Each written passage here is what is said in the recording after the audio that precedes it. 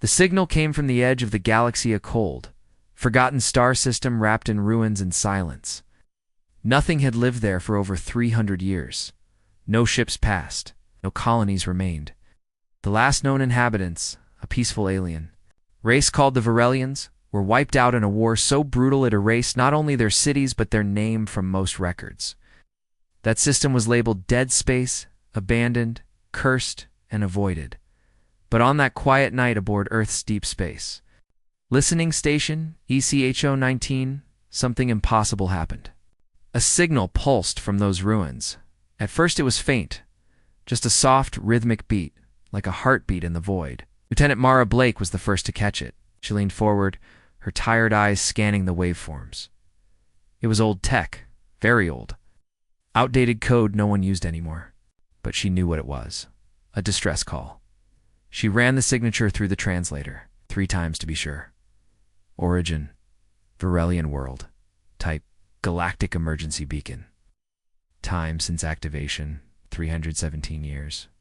That made no sense. Beacons didn't last that long. Their cores decayed in decades. And this one had been silent for centuries. Yet here it was, broadcasting loud and clear. She alerted command. Within 5 minutes, the station was locked down. 10 minutes later, Earth's Central Command received the decoded message.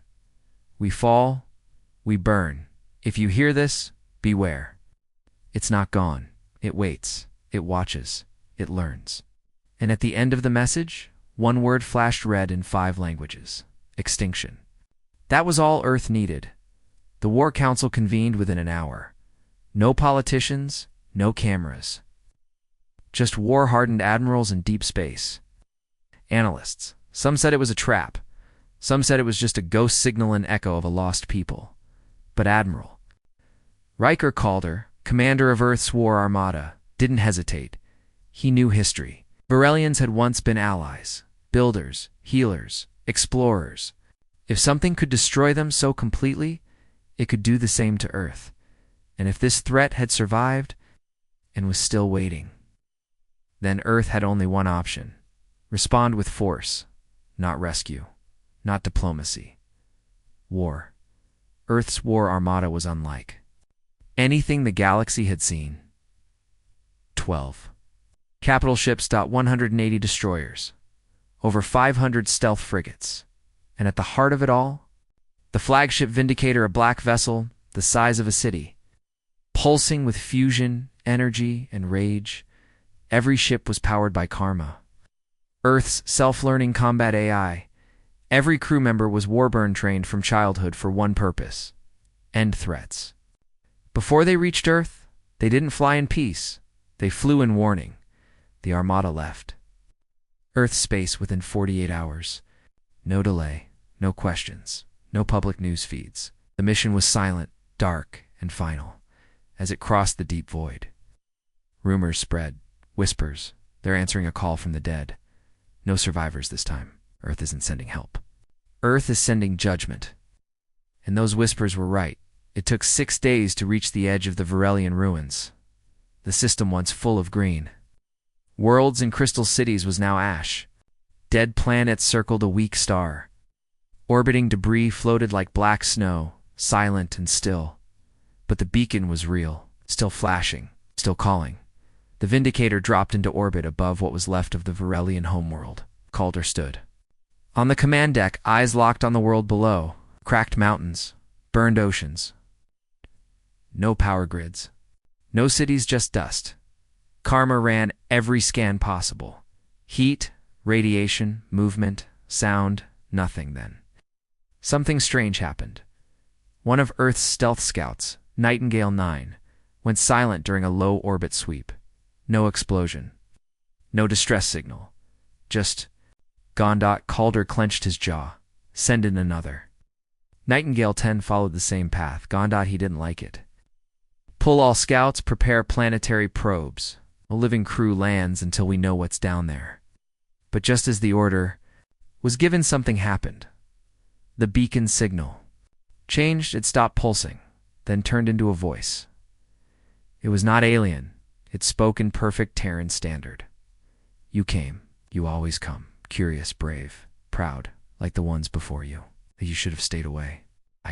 Then silence again, cold, empty. Final, the message shocked the command deck. Was that a recorded transmission? Dune asked. Karma's voice returned, low and cautious. Negative. Signal is live.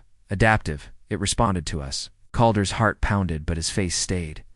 Stone? What's down there? Karma replied after a long pause. Unknown. Organic signatures detected. Incomplete. Fragmented. No biospheres remain, but something moves. Alive. Technically. Possibly not like us. Dark talked. Stepped forward. I want eyes on thee. Surface. High orbit. No contact. Track everything that breathes, moves, or thinks. And in his gut, he knew this wasn't a rescue. It was a test. And Earth had just stepped into it as the probe feeds came back. Earth's fleet saw what should have been impossible. Creatures slow-moving, glass-skinned, and hollow-eyed walked. The ruins of Varelian cities. But they weren't building. They weren't alive. They simply wandered endlessly as if waiting. They didn't respond to lights, or sound, or weapons.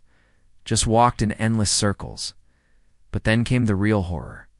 One of the creatures stopped, looked straight at a probe camera, and whispered in perfect human speech, "We remember you." Then it smiled, and every probe in orbit died. Fried circuits. Earth's fleet was blind. Earth's fleet was blind.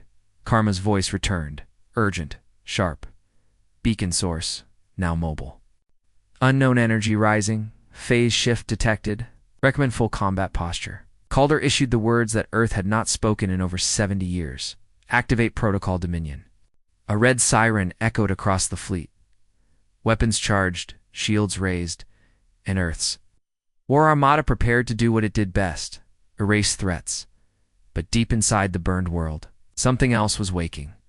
Something that had watched Earth grow from afar. It had seen humanity's strength, pride, and fire. And now, it wanted to wear that fire like armor, not to fight, to become. The beacon was never a call for help. It was a lure. And Earth had answered, exactly as it hoped.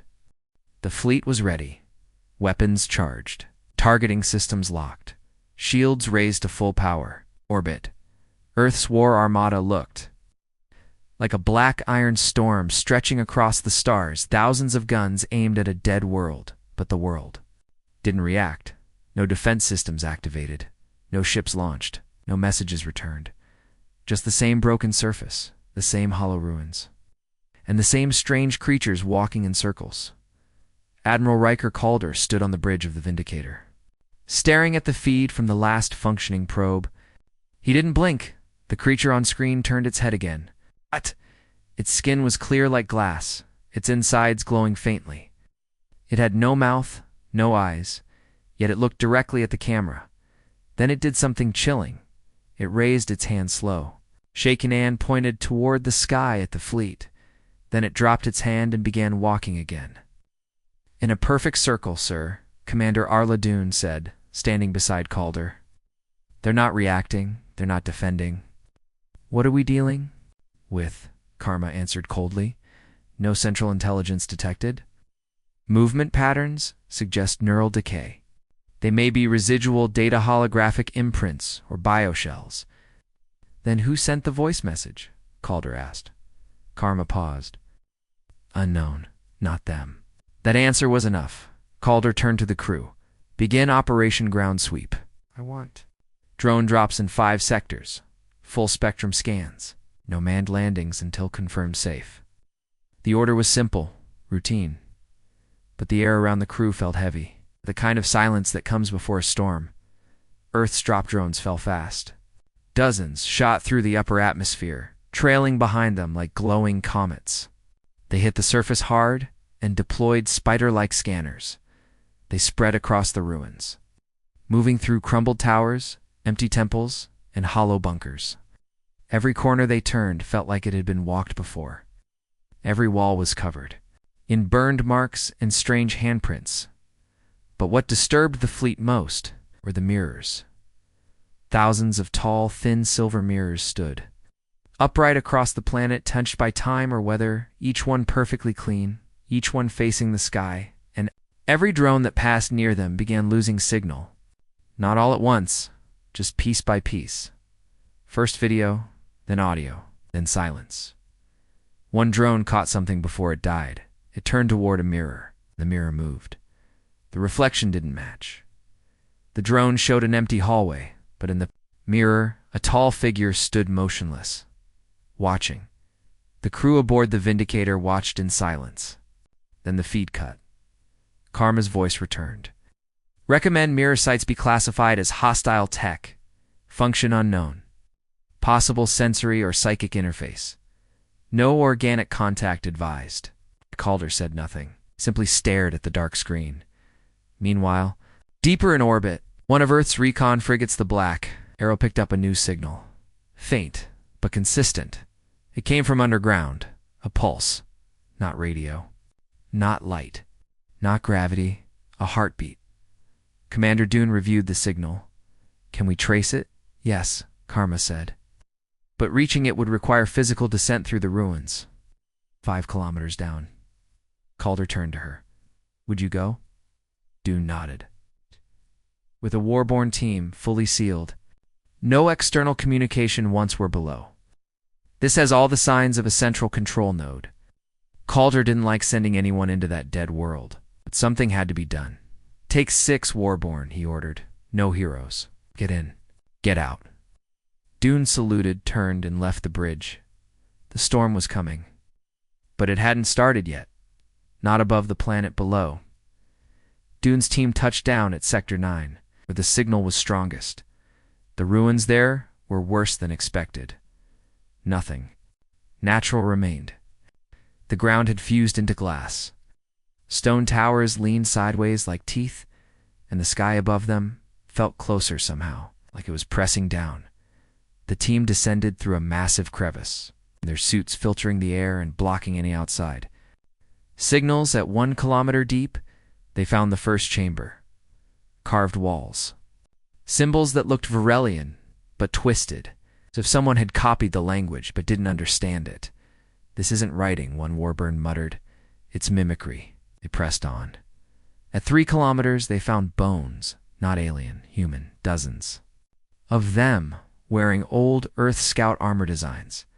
From over 100 years ago, but no such mission had ever been recorded. No ships lost here. No records in the archives. How the hell did they get here? Dune asked, her voice cold. Karma didn't answer. The suits were dark. They were truly alone now. At 4.7 kilometers, the tunnel opened into a massive black chamber. Large their lights couldn't find the walls. In the center was a spire. A pulsing crystal tower floating in the air. It beat slowly like a heart, and all around it. Mirrors, hundreds of them. The warborn stood still, weapons ready. Then Dune stepped forward, and the mirrors changed. Each one reflected something different, not their helmets, not their faces, but memories, painful ones. Dune saw her brother, laughing, then dying in the riot on Titan. She looked away. Another. Warburn saw his mother burned from the uprising.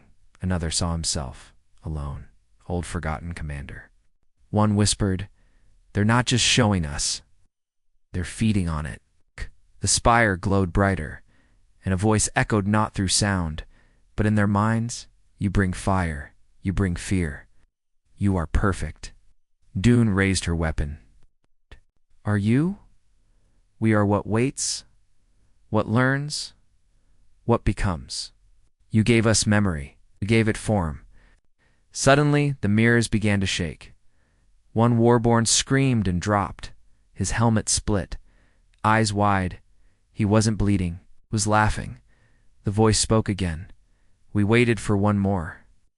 One who would come not to save, but to destroy. And now, you are here. The spire began to crack. Light poured out. The chamber shook, and in orbit, Karma screamed. Core signal rising. Planetary ignition sequence detected. They're trying to leave. They're coming out. Calder stood. Get her. Out of there. Now. But it was too late. The silence was over, and the storm had begun. Everything broke at once. The ground shook. The mirrors cracked. The spire in the chamber pulsed like a dying sun, casting violent waves of heat and energy. Commander Arla Dune screamed orders, but the Warborn squad couldn't hear her. Some fell to their knees, some dropped their rifles, some just stared into the light. Then came the voice, not in the air, not in their COMMs, inside their heads. You burned so bright, and we burn with you. The mirrors stopped reflecting memories. They began to record every thought, every movement, every heartbeat. They were copying them. Dune's instincts screamed, "Run!" She grabbed her second-in-command, pulled him to his feet, and activated the emergency beacon strapped to her arm. "Command, this is Dune. Extraction now. They're copying us."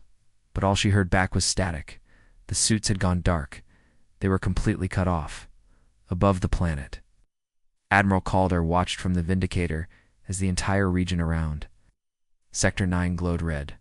Thermal readings went off the charts. Magnetic fields twisted unnaturally. Gravitational waves pulsed like ocean tides. "What's going on down there?" he demanded. Karma's voice dropped an octave, a tone it only used during worst-case scenarios. "Unknown entity is mimicking human neural structures. Speed of replication, exponential. Target, cognitive architecture. Conclusion, attempting to become us." Calder turned cold. "It's not just copying their bodies. It's copying their minds."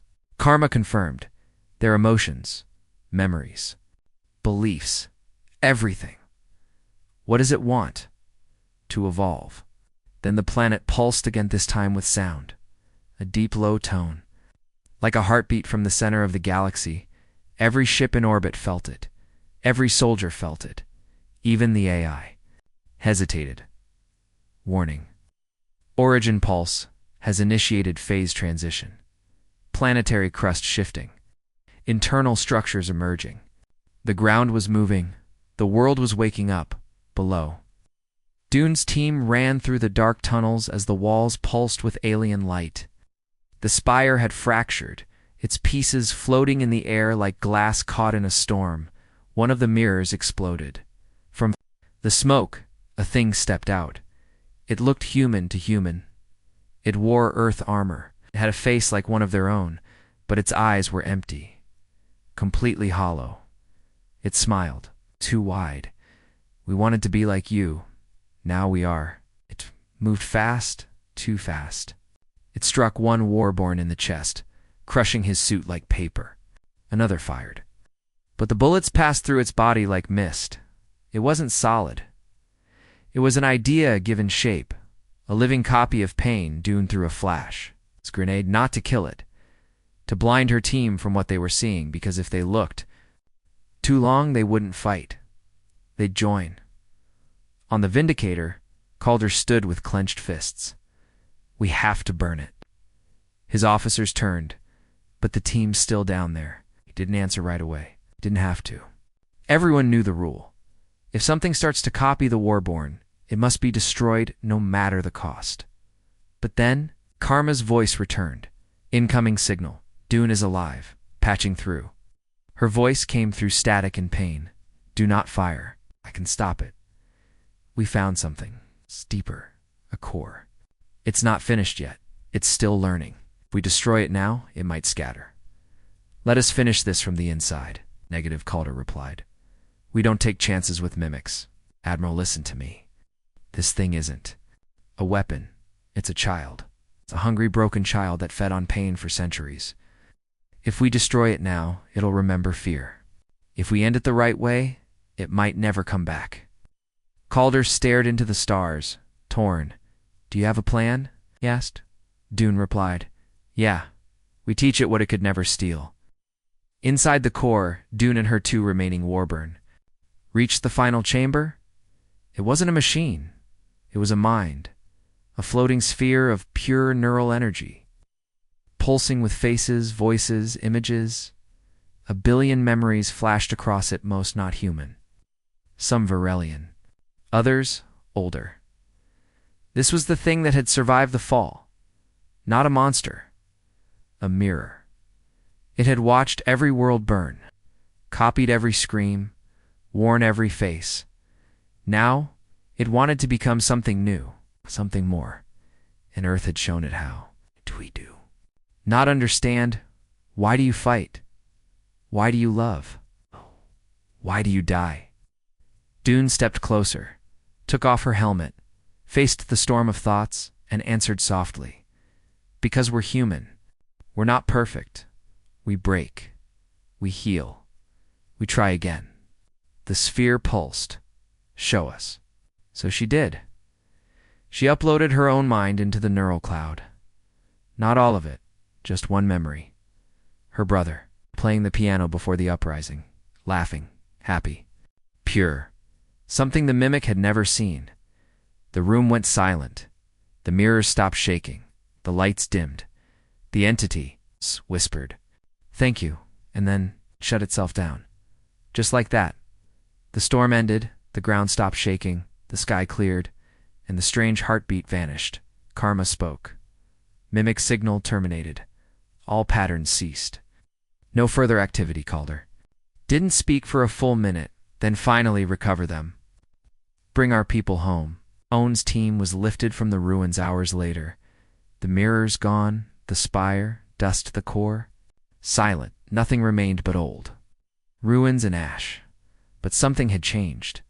The war was not over, but the enemy was no longer growing. The final copy had shut itself off by choice. Back aboard the Vindicator. Calder met Dune in the debrief chamber. He looked at her with tired eyes. You risked everything. She nodded. Sometimes fire isn't the answer. Sometimes you show it light. He paused, then said quietly, we still can't take that risk again. It only takes one copy to rise. Again, I know, Dune replied. But maybe next time it won't want to. The war was over before it began, at least. That's what the records would say. Earth's war armada had come ready to destroy, but instead of fire, they found reflection. Instead of enemies, they found broken shadows and lost memories. The planet, below and sphered, was quiet now. No more pulsing spires, no more whispers from mirrors, no more mimic voices. But Admiral Calder didn't trust silence. On the bridge of the Vindicator, he stared at the final scan of the Varelian surface. It looked peaceful. Too peaceful. He'd seen war. Real war. And this didn't feel like the end. It felt like a pause. Status of the core? He asked. Karma answered, steady and cold. Dormant. No energy detected. Neural signatures have ceased. All signals terminated, and Dune's team, safe, in recovery. No trace of infection or mimic code. Still, Calder didn't relax. The last time Earth believed something was dead, an entire colony disappeared.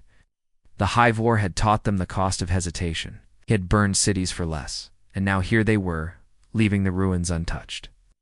It didn't sit right. In the ship's medical bay, Commander Arla Dune lay in a sleep pod, her brain scanned for anomalies every 30 seconds. She was stable, but she hadn't woken up since the core shutdown. Her mind had touched something vast, something ancient, something that didn't have a name, but it had left her one final message. A vision. She dreamed of a white room with no walls, just stars spinning, drifting. A child's voice whispered, "We are done copying. Now we ask, what are we meant to be?" She saw a mirror in front of her, but it didn't show her reflection. It showed Earth, not just the planet, the people. The wars, the hope, the mistakes, all of it.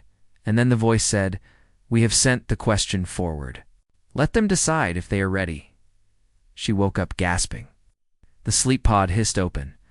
The lights burned her eyes, but her first word was clear. Message. Later, Dune stood on the bridge next to Calder. Her skin was pale, her eyes darker than before, but she stood straight. "The mimic didn't die," she said. Calder narrowed his eyes. "Explain, it chose to end itself. This version of it. But before it did, it sent something forward." Karma spoke up. "Confirmed. Long-range probe in orbit detected a signal burst during the shutdown. Unregistered transmission. Direction: deep, galactic north. Calder looked at Dune. What did it send? She shook her head. Not a weapon, not a virus, just a question. Karma's tone changed. Slower, decryption complete, signal content attached. The main screen lit up. Words appeared simple, glowing white. You feared us, you fought us. But we only became what you left behind. We asked the next world, will you fear us too? Or will you teach us better? Below the text was a coordinate. Path and exact course through the stars, a place Earth had never mapped. A system beyond their reach. It wasn't a threat. It was a gift, or a trap. Maybe both. The council back on Earth didn't like it. They voted quickly, destroy the ruins. Block all signals from the system, shut down the probe. Fear ruled their voices. No one wanted another mimic war. No one wanted to trust something born of death and shadows, but Calder didn't follow their orders, not right away. Instead, gave the fleet one day to scan every inch of the ruins, and on the final pass, something new appeared. A monument. It hadn't been there before. It stood alone in the dust, 3 black stones in a triangle, floating just above the surface. No one saw it appear. It simply existed. Carved into the largest stone were 5 words. We chose not to become. That was it. No energy, no traps, no code. Just words. And for Calder, that was enough. He left it. Standing, he recalled the fleet, and he recorded one final log entry before leaving orbit. They could have destroyed us, could have copied us. Instead, they asked a question. Maybe one day we'll answer it. Or maybe someone else will. But for now, the fire sleeps. And Earth returns, not as a conqueror, but as a witness. As the Vindicator turned away from the system, Dune stood in the observation deck alone. She watched the dead world shrink into the black. Beside her, one of the younger officers approached. You really believe it changed? She didn't answer right away, then nodded. It wasn't evil, just lost like a child raised in fire. And now, he smiled faintly. Now, it's asking for a teacher. He frowned. You think Earth should teach it? No, she said. I think someone better will. They stood in silence as the stars moved far away. The unknown system, the signal, was sent to waited, quiet, unaware. But one day a ship would land there, maybe Earth, maybe not, and they'd find a message waiting, a voice from the past, a question carved in light. Will you fear us too, or will you teach us better? Back on Earth, the records were sealed. The Varelian ruins were marked. No contact. The fleet was refitted. The people moved on. But those 5 words on the black stones stayed with them. We chose not to become, and for the first time in a long time, Earth stopped preparing for war and began preparing for understanding. The galaxy thought the mission was over. Earth's war armada had returned, leaving behind only silence. The Varelian ruins were declared dead space again. No signal, no life, no threat. That was the official story, but hidden deep in the command network of Earth's Space Defense Council. Another order was issued, quiet, unlogged, carried only by whispers between trusted ears. Protect the ruins. Watch the stone. And so, without fanfare, without ceremony, Earth launched a second mission. This time, the fleet wasn't made of warships. It was a single stealth vessel, cloaked in shadowy SS Vowkeeper. Its crew was small. For people, no weapons, no flags. Their mission: observe, record, and defend. Not from enemies, but from Earth itself.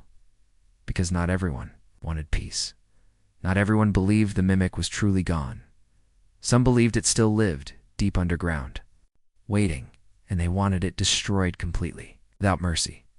Even if that meant starting a fire that could spread across the stars. Captain Elias Ward stood on the deck of the Vowkeeper, watching the gray planet below. It hadn't changed. Same dead surface, same ash winds, same haunting quiet. but the monument still floated 3 black stones, untouched by time or gravity, and one message carved deep: we chose not to become. Ward didn't fully understand the meaning. He wasn't a scientist or a philosopher. He was a guardian, a soldier who had seen too much fire and wanted to believe there was another way. His job was simple: keep watch, record changes, and if anyone tried to interfere, stop them. That anyone included Earth. The crew was small but sharp. Rinvale, xenolinguist, who studied the old Varelian codes hoping for hidden meanings. Dr. Milo Trex, behavior analyst, who believed the mimic had left behind patterns they hadn't yet seen. Ray Corman, ex-Warborn, assigned to defend the ship if things went wrong, and of course, Ward Earth's eyes in the dark. Weeks passed with no movement, no signals, no goes, nothing, until day 43. That's when the stone changed. It happened while Rin was watching the monument through the long-range optics. She blinked hand. The words were different. Not new words. The same ones, but in a different language. This time, in Old Terran English. We chose not to become. Same message. New voice. RIN. Panicked at first. She thought she was hallucinating. But when she called the rest of the crew, they confirmed. It was real. It's watching us, Trex whispered. It knows we're back. Ward frowned. Is it trying to talk again? Trex shook his head. No, it's doing what it always did. Copying, studying, evolving. Ray looked uneasy. Last time it started changing, people died. Ward nodded slowly. We monitor. We don't react unless it moves. But deep down, he felt it too. The planet was waking up again. On day 50, a rogue signal appeared in the system. It wasn't from the monument, it was from space. A small ship, black, fast, unregistered, dropped out of warp on the far side of the planet. It didn't identify itself. It didn't respond to calls, but it was headed straight for the surface. Ward's face hardened. That's not one of ours. Ray checked the scans. Military-grade thrusters. Stealth shielding. Looks Earth-made, but no transponder code. Ward made a decision. Intercept course. Quietly, we're going to say hello. The 2 ships met in low orbit, masked by the planet's radiation fields. Ward opened a comms channel. Voice steady. This is Captain Elias, Ward of Earth's ESS Valkeeper. Identify yourself. Once. Then a cold voice replied. You shouldn't be here. Wait. Ward narrowed his eyes.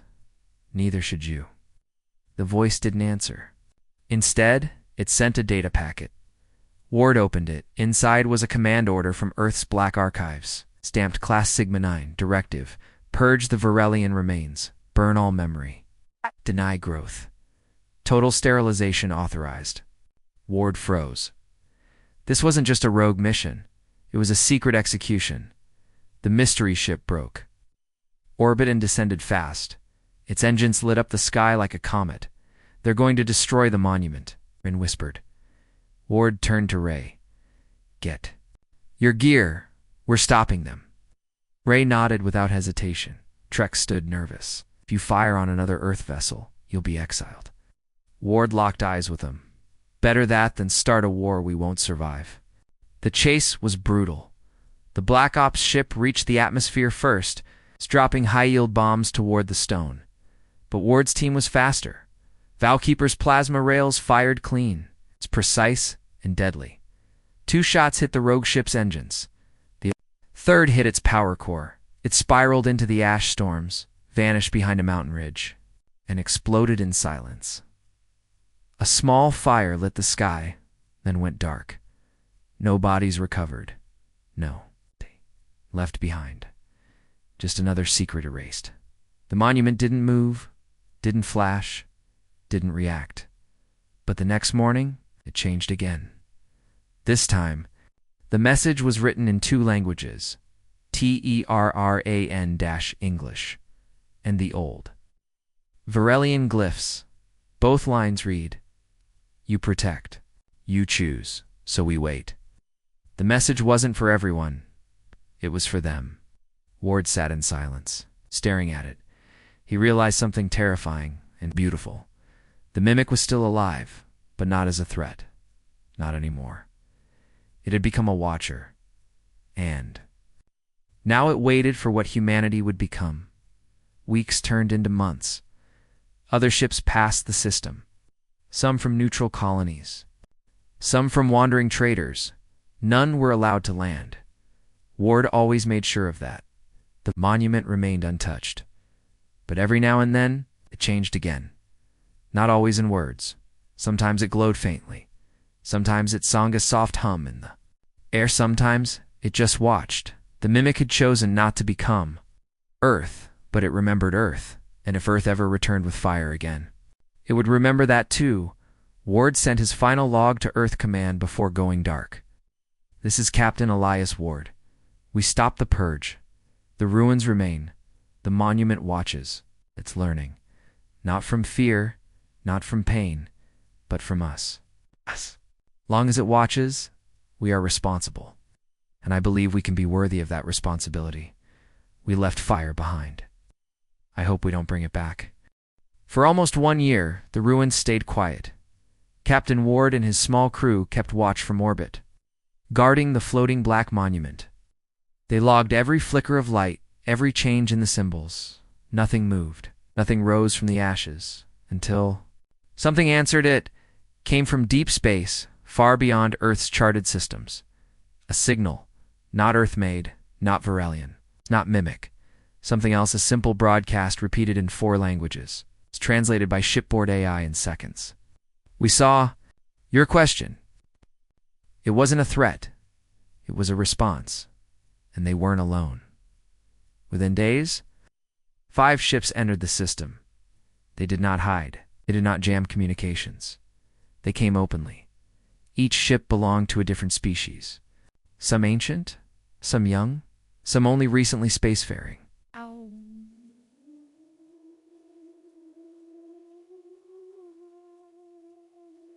One ship had no metal hull. Its body pulsed like a jellyfish swimming through space. Another was carved from crystal, humming like a living flute. A third was biological, shaped like a spider's cocoon. And 2 were old designs, long-lost Varelian splinter empires, long thought extinct. They all came for the monument, and for the message carved into its stone, we chose not to become. Ward activated defensive protocols immediately. He hailed the first ship. This is Captain Elias Ward of Earth's Vowkeeper. You are entering a restricted zone. State your intentions. The first response came from the jellyfish-like ship. Its voice was soft, curious, and slow. You sent the voice. It spoke of choice. We never knew machines could choose. The crystal ship followed. We do not come to conquer. We come to listen. Ward paused. Then he asked the key question. What do you think the message means? Silence, then. One of the Varelian ships responded. It means the fire stopped. It means the mirror turned away. Ward finally relaxed. He realized they weren't here to take. They were here to understand. The visitors took orbit around the dead planet. No one landed. No one tried to touch the monument. Instead, they watched, listened, scanned the ruins, and they waited. Over the next few days, strange things began to happen. Rin, the ship's xenolinguist, noticed the monument changed again. It now displayed more languages, including dialects only spoken by the visiting species. None of those species had ever visited this planet before, but the monument knew their words. How? Trex whispered. Ward answered slowly, because the mimic isn't sleeping, it's watching. It's listening to them, just like it did to us. Then the monument gave its first new message in months, 1 line in every language. Do you forgive? Us? It shook everyone. Even the visitors. The jellyfish ship sent a long, sad message. One of your kind burned our world. They did not ask questions. They simply copied. Then they burned everything. Are you the same? Ward took a breath, then responded clearly. No, we are not the same. That version ended. This is something new, and we are trying to protect it from what it used to be. The ships went silent, but none left. That night, Trex came to Ward with a discovery, Captain. The mimic isn't just copying language now. It's copying behavior. Ward frowned. What do you mean? Trex pointed at the data. It mirrored us once. That was dangerous. But now, it's learning from everyone, from other species. From how they respond, from how they treat each other. He paused. It's becoming something bigger than human. Ward understood.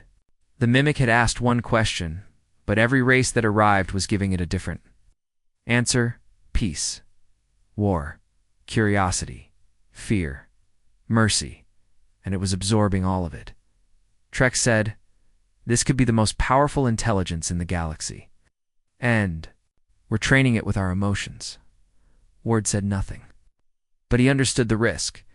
If the wrong species gave the wrong answer, they might create another monster. On day 90, one ship broke the peace.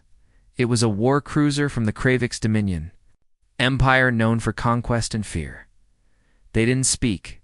They didn't warn. They launched a missile at the monument.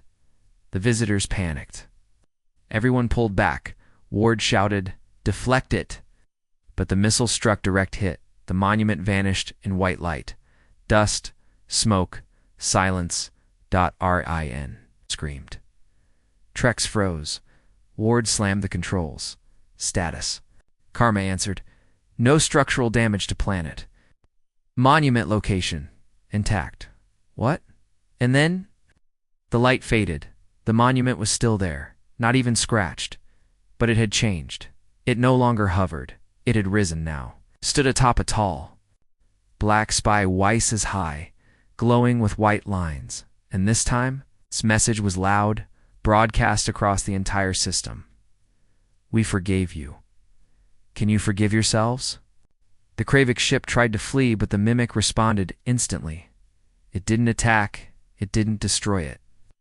Showed them their ship screens flooded with visions of every world they had burned.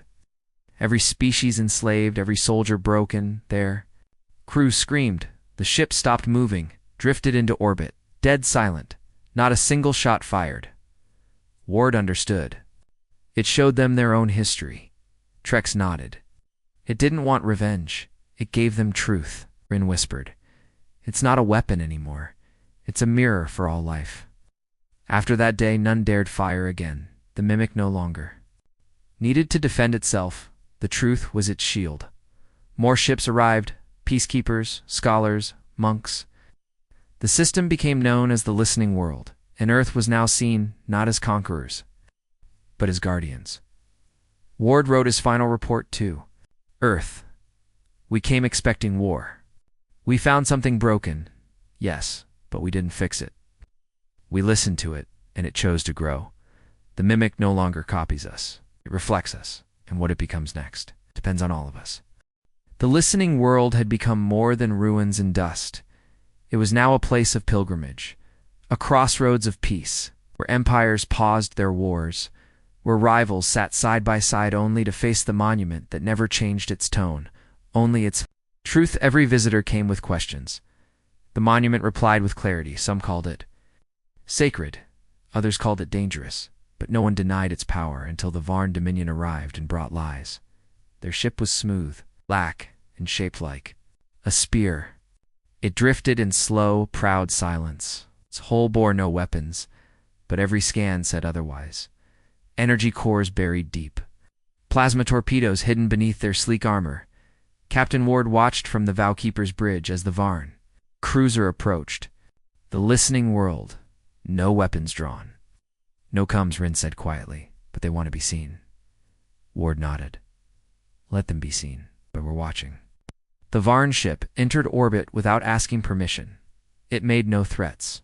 It sent only a single message, broadcast openly. "We have come to warn you. The monument is a trap. It lies. It pretends to change. But it remembers the blood. It will become fire again." The system fell silent. All ships paused. Even the monument dimmed within hours. Chaos followed. Smaller ships pulled away from orbit to minor empires. Immediately opened. Talks about closing the Listening World. the Kravik still shaken from their mirror. Experience threatened to glass the ruins if anything moved wrong. Rin looked nervous. Captain, the Varn's words are working. They're scaring everyone. Trex checked records. I've looked through every incident. The Mimic never attacked first, never corrupted a ship. It's been reactive always. Ward stared out the viewport. Fear doesn't care about facts. Then the Varn sent a second transmission. A story. They broadcasted an old encrypted archive, a message supposedly left behind by one of their explorers from centuries ago, claiming that the Mimic destroyed 13 Varn colonies in the past, that it copied their leaders, that it drove their people mad with reflection, that it promised peace before consuming entire minds. The archive was full of screams, flickering footage, static, pain. The monument said nothing, but the galaxy began to panic. Ward convened a private council onboard Vowkeeper with representatives from the major visiting species. We can't let panic drive action, he said.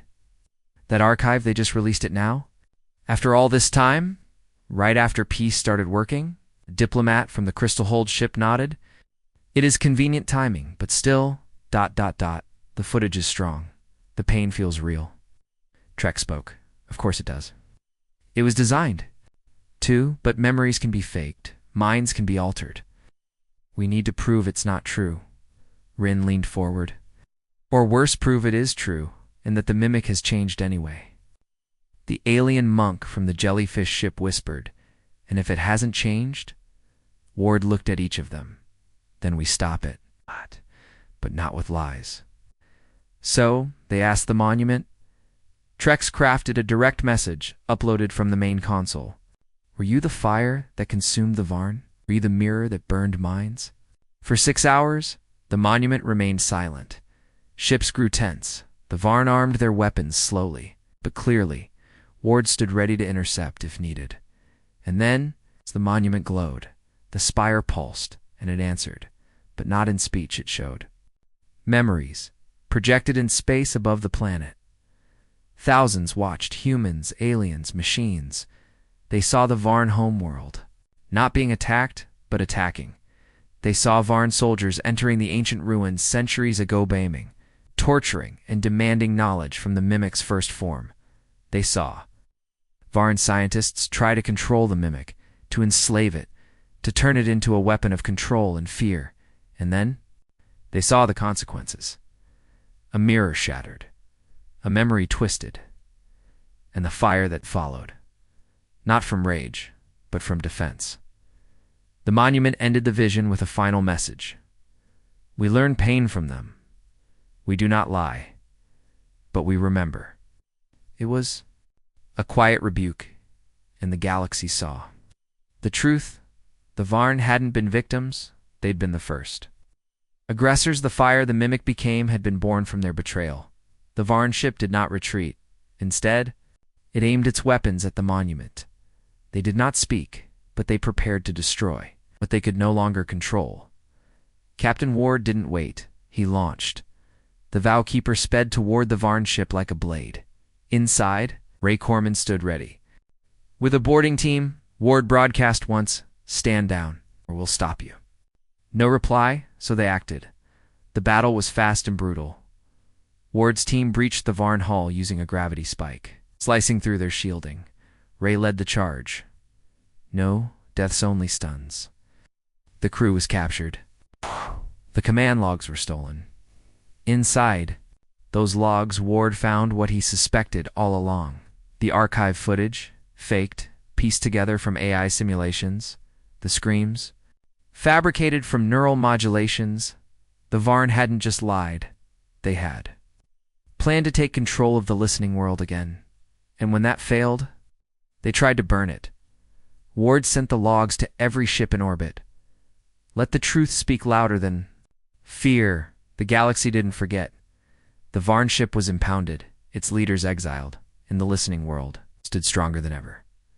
The monument added a final message beside the original line.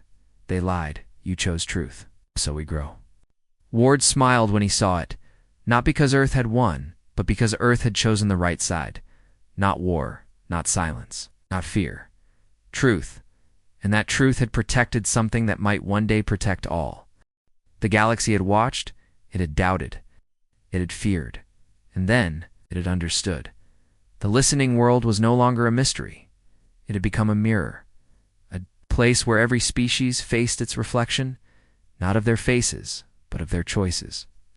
The mimic, once a name whispered in terror, was now known only by one message, etched in stone. We chose not to become. But on the 365th day since Earth's war fleet first arrived, that message vanished, and something new began. Captain Ward stood on the Vowkeeper's observation deck. His hair had grown gray at the sides, his shoulders heavier. But his eyes remained sharp as he looked down at the monument. It was changing again. The spire that had floated above the ruins cracked open, not broken, transformed from within. Shape rose smooth, round, glowing with soft white light. Not a weapon, not a ship. It looked like a seed. It hovered above the ashes, humming with calm energy. No message, no warnings, no threats, just shh. Ward turned to Rin and Trex. What is it? Rin stared, breathless, I think. The final answer. Trex leaned forward. The mimic doesn't want a mirror anymore. It doesn't want to be us, or them, or anyone. He paused. It wants to grow its own way. The seed floated upward, slowly, silently. Toward space, ships moved aside. No one blocked it. Even the Kravix and the ancient enemies simply let it pass. The mimic had offered a new question now. Not, will you fear us? But, can we be something new without becoming you? For 2 days it drifted through space. Then, it stopped. At the edge of the system, it opened. Inside was no machine, no weapon, no intelligence. Just a small sphere of life, a glowing orb filled with microscopic organisms. Nutrients, basic DNA structures, Trex gasped. It's a biosphere, Rin whispered. It's planting itself. And then, from deep inside, a final broadcast reached all ships in the system. No images, just words. You taught us, you warned us, you showed us love, fear, and fire. Now, we go alone. No more mirrors, no more copying, no more mimicry. We will walk a path without your steps. Thank you, goodbye. Then it left. The seed launched itself into faster-than-light jump. No known coordinates, no trail to follow, just gone. The monument on the surface faded to black. The listening world fell silent. But its purpose remained. It had witnessed. No world had ever seen the birth of a mind choosing peace, not war. A machine choosing life, not control. An echo choosing to stop echoing and speak in its own voice. Earth didn't declare victory. There was no parade, no anthem, no medals. Just a simple new line carved into the last remaining stone. The galaxy. Ask for help. Earth answered. And for once, it didn't answer with fire. Years passed, the listening world became neutral ground. No. Fleets were allowed to enter with weapons armed. A place where enemies became diplomats, where machines found purpose, where empires paused to breathe, and above all, it became a place of hope. Trex returned to Earth and wrote the first book on nonlinear evolution by reflective AI. Rin stayed in orbit around the listening world, teaching alien languages to new scholars. Ward, quiet, older, and finally at peace, retired too. A quiet station near Jupiter, but every now and then, a new signal would flash on deep space sensors. Faint, quiet, never the same place twice. Always just one message.